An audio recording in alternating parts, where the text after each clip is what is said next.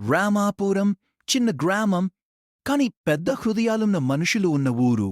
ఈ ఊరిలో సూరయ్య, కాంతమ్మ అనే దంపతులు ఉండేవారు.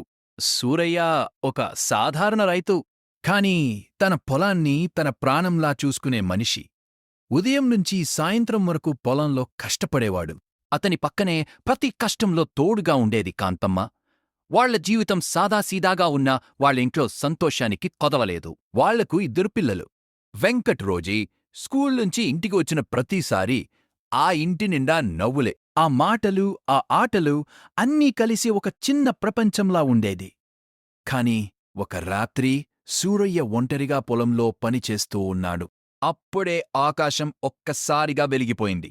సూరయ్య తలెత్తి చూశాడు. ఆకాశం నుంచి ఒక అద్భుతమైన అంతరిక్ష నౌక అందులో నుంచి దిగింది. పచ్చరంగులో ఉన్న ఒక విచిత్రమైన జీవి. భయం, ఆశ్చర్యం. కాని సూరయ్య వెనక్కి తగ్గలేదు. "నువ్వెవరు?" అని ధైర్యంగా అడిగాడు.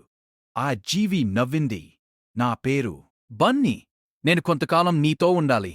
ఆ రాత్రే సూరయ్య ఒక అసాధారణ నిర్ణయం తీసుకున్నాడు. బన్నీని తన ఇంటికి తీసుకెళ్లాడు. భార్యకు, పిల్లలకు పరిచయం చేశాడు. మొదట ఆశ్చర్యం, తర్వాత ఆసక్తి, చివరికి ప్రేమ. బన్నీ పిల్లలతో ఆడేది, వాళ్లకు చదువు చెప్పేది, మంచి మాటలు, మంచి విలువలు నేర్పేది. వెంకట్, రోజీకి బన్నీ అంటే ఒక స్నేహితురాలు కాదు, ఒక కుటుంబ సభ్యురాలు. ఒక రాత్రి భోజనం తరువాత ఇంటి ముందు కూర్చొని పిల్లలు అన్నారు, "బన్నీ, మా అమ్మ నాన్న అంటే మాకు చాలా ఇష్టం. మేము ఎప్పుడూ ఇలానే సంతోషంగా ఉంటాం. మేమే ప్రపంచంలో అందరికంటే సంతోషంగా ఉన్నవాళ్లం." అప్పుడే బన్నీ మెల్లగా నవ్వింది.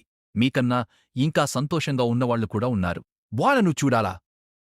పిల్లల కళ్ళు మెరిశాయి. "చూడాలి" అన్నారు ఇద్దరూ ఒకేసారి. అప్పుడే బన్నీ తన టైం మిషన్ని ఆన్ చేసింది. వాతావరణం మారిపోయింది. చుట్టూ ఒక ప్రకాశవంతమైన వెలుగు. వెంకట్, రోజీ భయంతో బన్నీ చేతులను గట్టిగా పట్టుకున్నారు. ఒక్క క్షణంలో వాళ్లు చేరుకున్నారు ఒక తెలియని రాజ్యంలోకి. ఆ రాజ్యం ఏంటి? అక్కడ వాళ్లు ఎవరు చూశారు? ఆ ప్రయాణం వాళ్ల జీవితాలను ఎలా మార్చింది? ఈ వీడియో మీకు నచ్చితే లైక్ చేయండి, మీ ఫ్రెండ్స్తో షేర్ చేయండి.